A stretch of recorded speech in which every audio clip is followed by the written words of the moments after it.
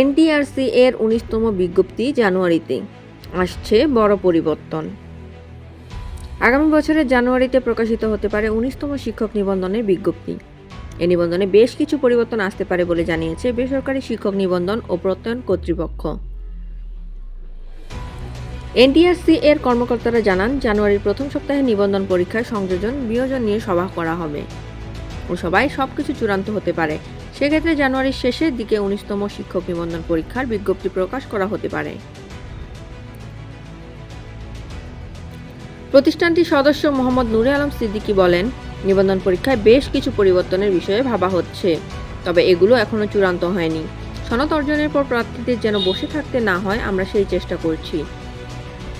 বিজ্ঞপ্তি প্রকাশের সম্ভাব্য সময় সম্পর্কে তিনি বলেন, চলতি বছর 19তম নিবন্ধনের বিজ্ঞপ্তি প্রকাশের সম্ভাবনা কম। ডিসেম্বরে মাত্র 20 দিন বাকি রয়েছে। এ সময় কাজ শেষ করা সম্ভব নয়।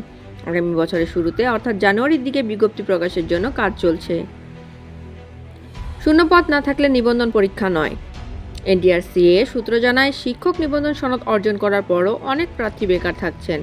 বিষয়টি নিয়ে বিশেষজ্ঞদের সঙ্গে আলোচনা করা হয়েছে। আলোচনায় পদ ফাঁকা না থাকলেও নিবন্ধন পরীক্ষা নেওয়ার বিষয়টি সামনে এসেছে। সেজন্য যেসব বিষয়ে শূন্যপদ থাকবে না, সেসব বিষয়ে নিবন্ধন পরীক্ষা না নেওয়ার বিষয়ে প্রাথমিকভাবে আলোচনা করা হয়েছে। সবাই বিষয়টি চূড়ান্ত হলে 19তম নিবন্ধন থেকে এ নিয়ম চালু হতে পারে। শিক্ষক নিবন্ধন পরীক্ষার মাধ্যমে বেসরকারি প্রতিষ্ঠানে শিক্ষক নিয়োগের যোগ্যতা অর্জন করতে হয়।